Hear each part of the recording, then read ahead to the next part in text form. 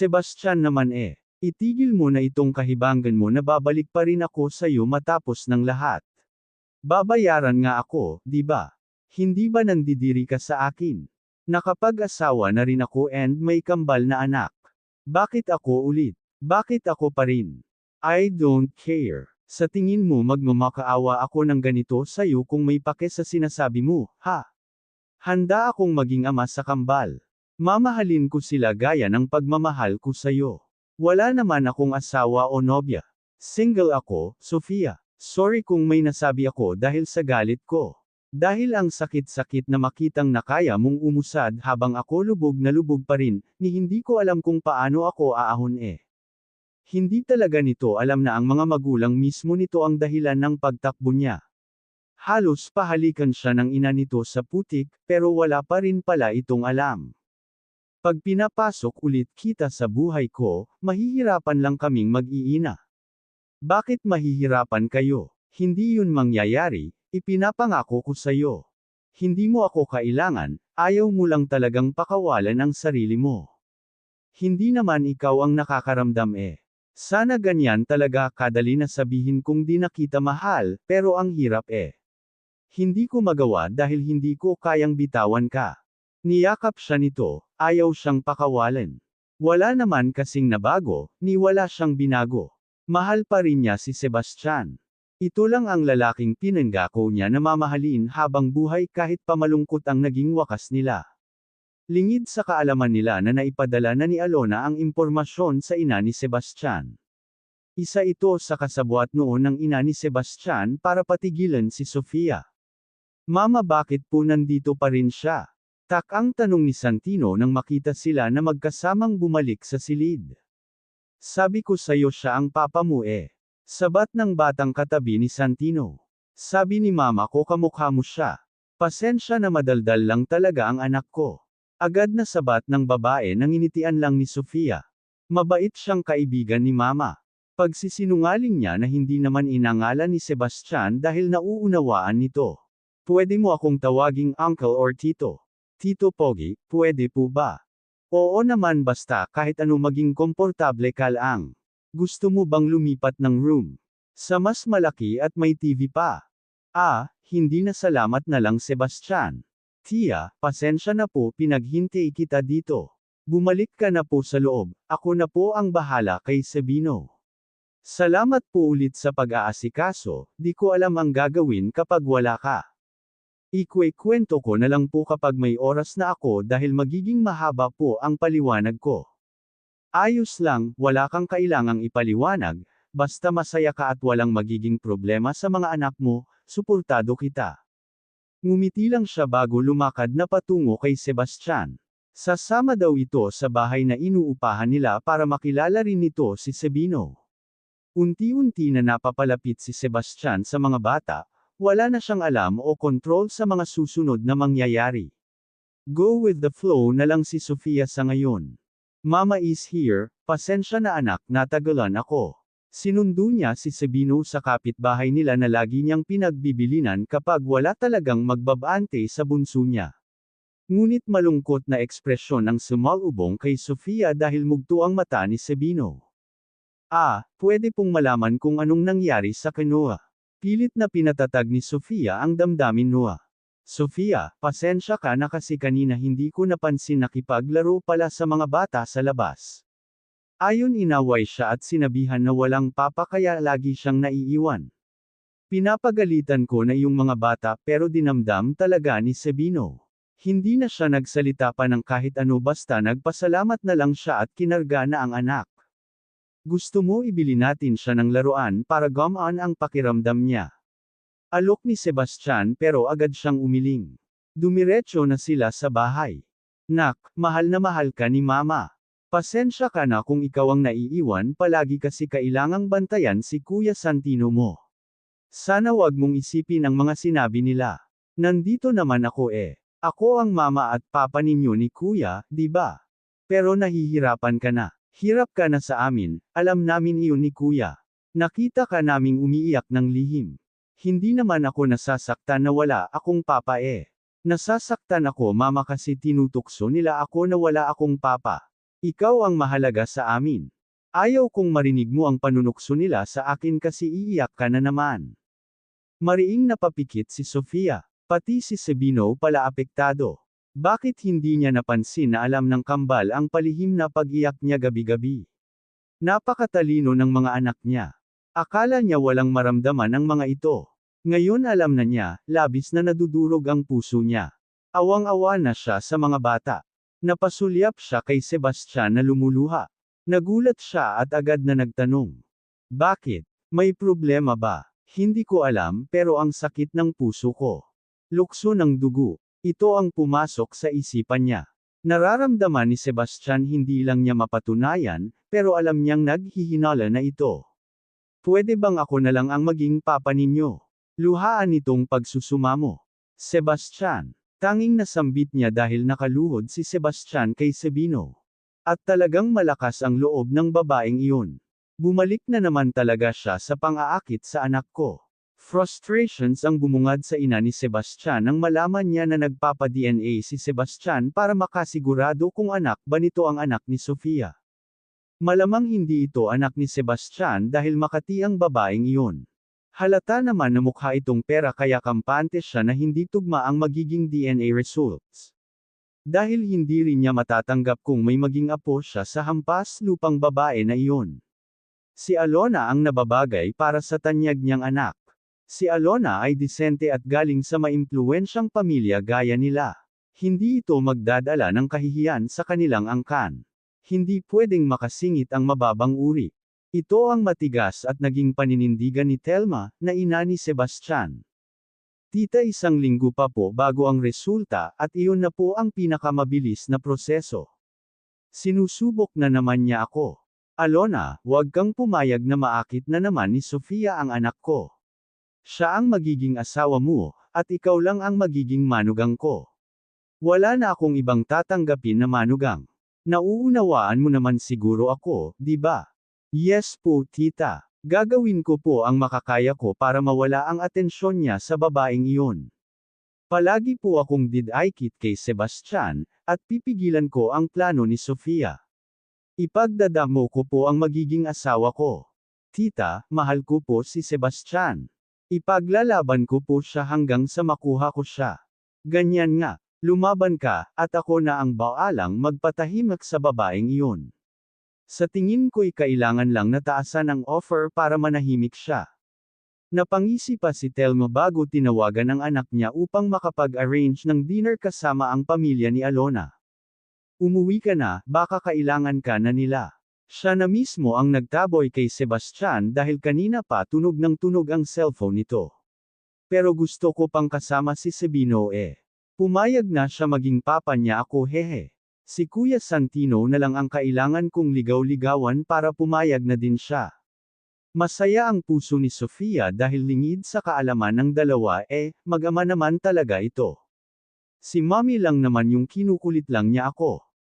Sige na. Umuwi ka na baka may importante siyang kailangan sa'yo. Lagi lang naman niya akong bina-blind date kay Alona, pero pag nalaman niya na may komunikasyon na ulit ako sa'yo matutuwa iyon. Babalik na ulit ang dati, yan ang pangako ko sa'yo, Sofia.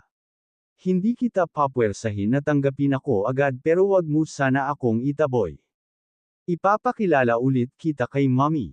Wala itong alam na ayaw sa kanya ng ina nito. Palibas sa balimbing at pakitang tao ang matandang iyon. Sa harap ni Sebastian ay mabait ito at tanggap siya pero pag nakatalikod na si Sebastian, ay halos lamunin na siya nito ng buhay. Dahil lahat ng insulto at pangmamaliit na naransa niya sa ina nitong si Telma. At kapag nalaman nito na malapit na naman siya kay Sebastian ay susulpot na naman ito na may panibagong offer. Hindi na. Ayaw kong ipakilala mo ako. Ayos na ang ganito na malapit ka sa amin, bilang kaibigan na lang muna. Ayaw kitang maging kaibigan kaya hindi ko tatanggapin ang sinasabi mo. Babalik din ako bukas, susundin lang kita na pupunta ako sa kanya para di ka na mag-alala pa. Bukas dalawin natin ang kambal at ilipat na natin siya sa mas magandang room. Para kahit isama mo si Sabino ay ayos lang, di na siya malulungkot pa. Niyakap siya nito na tumagal ng ilang minuto dahil tila ayaw nitong bumitaw. Miss na miss kita at sobrang pangungulila ang naramdaman ko sa bigla mong pag-alis. Pakiusap, wag mo na ulit akong iwanan. Nakaya ko sa una dahil gabi-gabi akong nagdarasal, pero hindi ko makakaya sa pangalawa, Sofia. Sa tingin ko'y mababaliw na ako kapag nawala ka ulit. 5 taon akong nagtiis at daladala ko ang bigat sa puso ko. Ngunit kahit panagalit ako, wala pa ring nagbago sa nararamdaman ko, and it turns out na mas lalo lang kitang minahal. Sa ngayon, gusto kong enjoy muna ang ganitong kasiyahan, ayaw kong magmadali.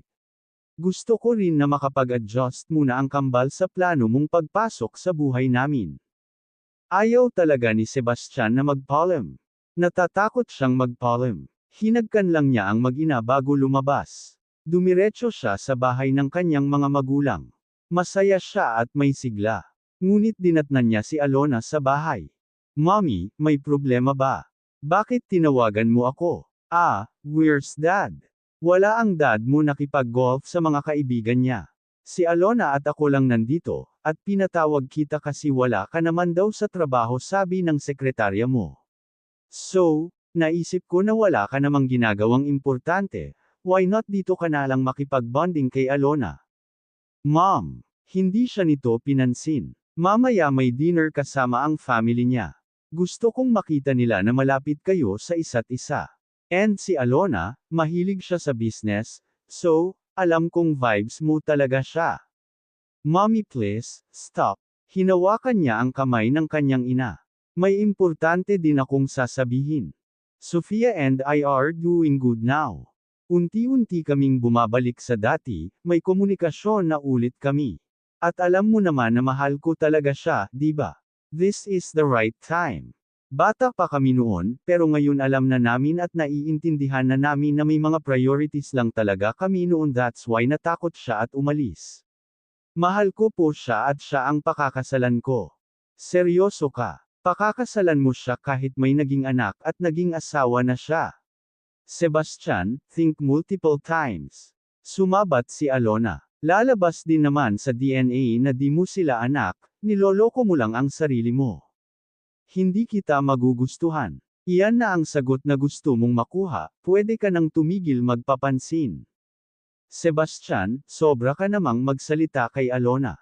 She's a decent woman, di tulad ng iba na dumidikit lang naman sa'yo for money. Tandaan mo na mayaman ka kaya talagang lapitin ka nang. Pinutol niya ang ina. Para kasing may nais itong palabesin eh. Natawa siya bago nagtanong. Si Sofia ba pinaparinggan mo, ma'am? Sabi mo she's pretty simple, and you like her. Natatandaan ko pa noong ipakilala ko siya. Bakit parang may ibang meaning ka ngayon? I didn't say na siya, wala akong binanggit na pangalan. Sebastian, sinasabi ko lang naman na dapat mag-ingat ka din. Si Alona, kilala na siya ng pamilya. Maayos din ang pamilyang pinanggalingan niya. Si Sofia naman ayos naman siya, tinanggap ko naman siya ng maayos, di ba? Pero iba na ngayon. Matagal na siyang nawala sa buhay mo at sa tingin ko nabigla ka lang. Anak, isipin mo din namang may naging asawa na yung tao, tapos may naging anak pa. Hindi ba masagwa naman iyon? Masagwa ang alin? She's the love of my life. Anong masagwa doon? Mom, nirerespeto kita pero sa tingin ko may magiging problema kung hindi ninyo irerespeto ang babaeng mahal ko. I love you mommy and I'm so grateful dahil sa buhay na ibinigay ninyo sa akin ni dad, pero mahal na mahal ko si Sofia. She's my everything. Walang saysay ang buhay ko kung wala si Sofia, so, please respect her. And you, Alona. Sorry for hurting your feelings pero una palang malinaw na ako sa'yo na hanggang kaibigan lang kita. Siya ang gusto ko para sa'yo. Madiing wika ng kanyang ina. Si Alona lang. Pinagbigyan na kita noon pero anong nangyari? Iniwan ka lang din naman niya at sure ako na iiwan ka ulit niya once na tapos na siyang lustayin ang pera mo. So, ayaw na nga nito kay Sofia. Hindi ko naman siya ipipilit sa'yo eh. Siya ang pinipili ko at hindi ang desisyon ninyo para sa akin. Umalis na si Sebastian at hindi na nilingon pa ang ina niyang tinatawag siya hanggang sa labas. Mabilis niyang pinaandar ang kotse at ang diretsyo niya ay sa bahay niya. Babalik din siya kay Sofia, kumuha lang siya ng ilang pirasong pamalit dahil simula ngayon kina Sofia na siya magstay hanggang sa makuha na niya ang mag-iina at makapagsimula na ulit sila ni Sofia ng buhay kapiling ang isa't isa, at may bonus pa na 2 kambal. Samantalang si Sofia naman bigla ang pinatawag sa hospital. Emergency ang naging dahilan kaya naman ang kaba niya habang bumibiyahe kasama ang anak na si Sabino. Hindi masaid ang luha niya sa bus pa lang. Umiiyak na rin kasi ang tiya niya kaya naman nahihirapan siyang maging matatag ngayon. Ang kahinaan ni Sofia ay ang mga anak niya. Handa siyang maging matatag kahit anong problema, wag lang ang mga anak niya. Dahil masisiraan talaga siya ng bait oras na mawala sa kanya ang kambal. Tiya, ba't bigla siyang in-emergency? Takot na takot si Sofia. Anak, sabi ay kailangang salinan ng dugo si Santino. Nakita na nila ang talagang problema. Sa dugo siya may problema, anak ko. Paano na? Nak, kausapin mo ang doktor, sabihin mo na ikaw ang magdo-donate ng dugo para masalinan na si Santino at maging masigla na ulit siya. Nilapitan niya ang nurse. Ma'am, ako po ang mama ni Santino, pwede po ako. Ako na lang po ang magdo-donate, wala po akong bisyo. Anak ko siya, kaya magmamatch kaming dalawa. Sige na po, kunin ninyo ang kailangan kahit gaano kadami. Sobrang emosyonal na ni Sofia. Ma'am, hindi ko po kayang mawala ang anak ko. Halos sumama na ang sipon niya sa kanyang luha. Ma'am, blood disorders po ang case ni Santino. About po sa heart problem niya, hindi naman po iyon malala at kailangan lang po ng pagsunod sa payo ni Doc. Sa naging findings naman po na nagpapahirap sa kanya. Hindi po masasabi agad kung pwede ka kasi kailangan pa pong suriin, may procedures pong susundin. Mariin siyang napapikit habang walang humpay pa rin ang pag-agos ng kanyang luha. Gawin po sana ninyo ang lahat para sa paggaling ni Santino.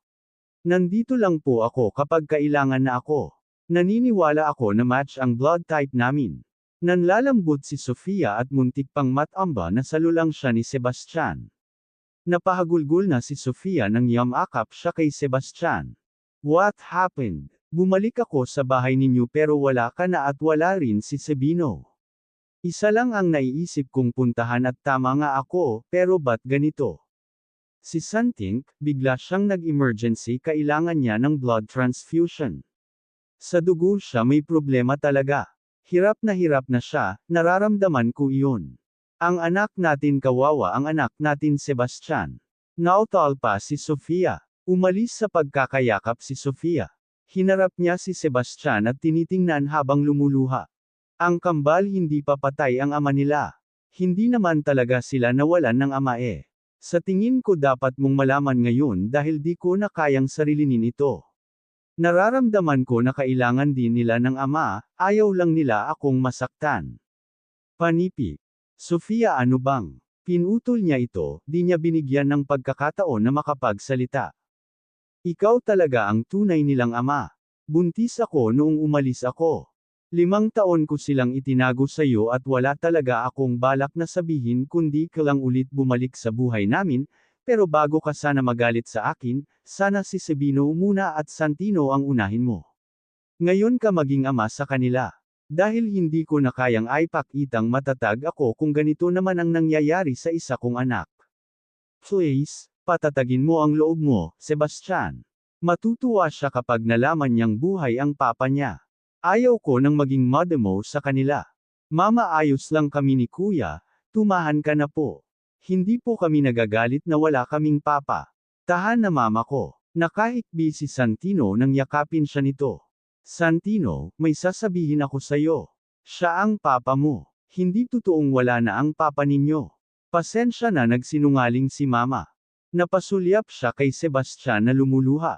Nagawa pa rin itong kuhanin ang phone nito at may tinawagan. Favor naman, pwede bang ilipat sa hospital nyo ang anak ko?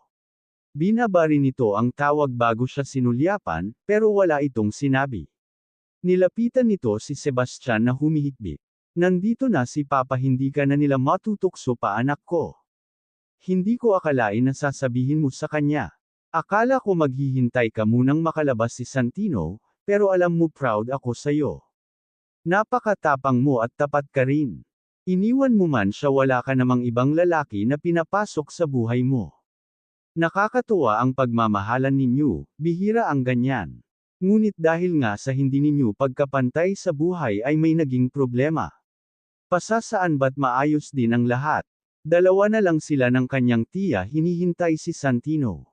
Inaayos na kasi ang papers nito para e-transfer. Si Sabino naman ay kasama ni Sebastian. Ayaw na humiwalay ni Sabino sa ama simula nang malaman nito na ito talaga ang tunay na ama nila. Nakita mo ba kung paano siya umiyak? Hindi yun iyak ng galit kundi ng pangungulila. Natatakot po ako na baka ilayo niya ang bata. Sila po ang may kapangyarihan. Siya ang mas makakapagbigay ng magandang buhay sa kambal. Igapang ko man po sila sa hirap o mamatay man ako sa matinding trabaho, hindi ko pa rin po makakayang bigyan sila ng komportableng buhay. Hanggang dito lang po ang kaya ko. Lumuluha si Sofia. Sana nga po di magbago ang pagtingin niya sa akin sa ginawa kong paglilihim sa kanya. Natakot lang din po ako sa magiging buhay natin kapag nagpumilit ako sa pamilya niya. Tia, mali po ba ako? Sobrang sama ko po ba? Hindi ka mali. Hindi ka nagkulang, Sofia. Pamilya niya ang naglayo sa'yo sa kanya. Wala kang ginawang masama. Nakita ko kung paano ka naghirap itaguyod ang kambal. Hindi mo siya siniraan sa kambal, nagsinungaling ka lang na wala na siya. Para sa akin walang masama sa ginawa mo. Dahil ako man ang lamagay sa sitwasyon mo ay hindi ko rin ipagtipol-aitan ang sarili ko sa mata pobre niyang ina. Bakit hindi mo nalang sabihin sa kanya? Bakit hindi mo sabihin na pinagbantaan kanya? Alam mong maiintindihan iyon ni Sebastian. Magagalit pa nga siya sa ina niya, at ikaw ang pipiliin niya. Tia, ayaw ko pong maging selfish. Mataas po ang pangarap ni Sebastian, at ayaw kong mawala iyon lahat dahil lang sa akin. Ngayon na ayos na naman, at alam na rin niya na anak niya ang kambal. Bakit hindi mo nalang sabihin na ina niya ang dahilan? Darating din naman po kami sa sitwasyon na iyon. Sa ngayon paunti-unti lang po muna dahil baka sumabog na po siya. Ayaw kong magsabay-sabay sa kanya ang katotohanan dahil madudurog po ng husto ang puso niya. Sofia ikaw. Paano naman ikaw? Matagal nang nadudurog ang puso mo. Oras na para may makaramay ka. Oras na para lumaban ka at ipaglaban ang pagmamahal mo kay Sebastian. Maniwala ka sa akin, di ka niya iiwan dahil lang sa nalaman niya ngayon. Bigyan mo lang siya ng oras na makapag-isip-isip at hayaan mo muna siyang asikasuhin ang anak ninyo. Napahikbi na lang si Sofia. Masaya na may bigat sa puso niya, pero at least nabawasan ang bigat dahil nagawa na niyang sabihin ang sekreto na akala niya'y ibabaon sa hukay kasama niya. Papa, magagalit ka po ba kay mama? Natigilan sa pagbabalat ng mansana si Sebastian nang magtanong si Sabino. Nasa mas malaking hospital na sila at mas maaasikaso ang anak niyang si Santino. Wala pa itong malay dahil bumabawi pa ito ng tulog sa ngayon. Si Sofia naman at ang tiya nito ay umuwi na muna. Hindi pa niya makausap si Sofia sa ngayon dahil inagapan nila si Santino na mailipat. Isinantibi na muna ni Sebastian ang mga tanong na gumugulo sa isipan niya. Sabino, ba't naman ako magagalit kay mama niyo? Mahal ko si mama ninyo. Mahal na mahal ko siya gaya ng pagmamahal ko sa inyo ni kuya mo. Baka po nagagalit ka kasi itinago niya po kami. Sorry po papa, pero mahal ka din naman po ni mama Napaiwas si Sebastian ng tingin sa anak niya na napakatalino. Ako ang dapat mag-sorry sa inyo. Napabayan ko ang mag-iina ko dahil nag-focus ako sa nararamdaman ko imbis na hinabol ko ang mama ninyo. Nak, simula ngayon hindi na ako mawawala sa tabi ninyo ni kuya. Babawi si papa sa inyo, at ipapakilala ko kayo sa lola't lolo ninyo. Gusto ko po iyon. Wala na po kasi kaming lola Si lolo naman po iniwan niya na po si mama. Sabi ni tiya hindi daw po bati si lolo at mama kaya sad po kami. Pero masaya na po ako kasi may lola't lolo pa po ulit kami. Napangiti si Sebastian. Nalaman na din ni Santino na siya ang tunay nitong ama. Masaya ito at hindi nagalit sa kanya. Walang masamang itinanim si Sofia sa mga bata na talagang ipinagpapasalamat niya. Papa, nanghihina pa si Santino nang tawagin siya nito. Si Mama po, gusto ko pong nandito din siya para buo na po tayo. Umuwi lang siya saglit anak. Babalik na din si Mama, kailangan lang niyang magpalit. Pabalik na rin siya, huwag kang mag-alala. Ipinagbalat ko kayo ni Sabino ng mansanas, kumain muna kayo. At kung may gusto pa ay magsabi lang sa akin mga anak ko. Napakasarap sa pakiramdam ni Sebastian na isa na pala siyang ama. Habang kumakain ang dalawa ay tumunog ang cellphone niya. Ang ina niya ang tumatawag. Ayaw sana niyang sumagot pero inisip niyang baka importante ito. Nasaan ka ngayon? Bakit po? Nabalitaan ko na inilipat mo ang anak ni Sofia sa malaking hospital. Why did you do that? Hibang ka na ba talaga? Wala na bang natitirang talino dyan sa utak mo? May sasabihin po ako kapag tapos na ako sa mga kailangan kong asikasuhin. Ayaw ko makipag-usap sa ngayon so, please stop calling me. Pakiusap niya bago ibinaba ang tawag. Bumalik siya sa kambal na masayang nagkukwentuhan. Papa, pakakasalan mo po ba si Mama? Ngunit paagot na sana siya nang pumasok si Sofia na narinig pala ang sinabi ni Sabino. Ikaw talaga, kinukulit mo ang papa mo. Hindi siya papayag na umiwas ito. Hinawakan niya ang kamay ni Sofia at nagsalita. Papakasalan ko ang mama ninyo. Napahagikak naman ang kambal sa sweetness niya sa ina ng mga ito.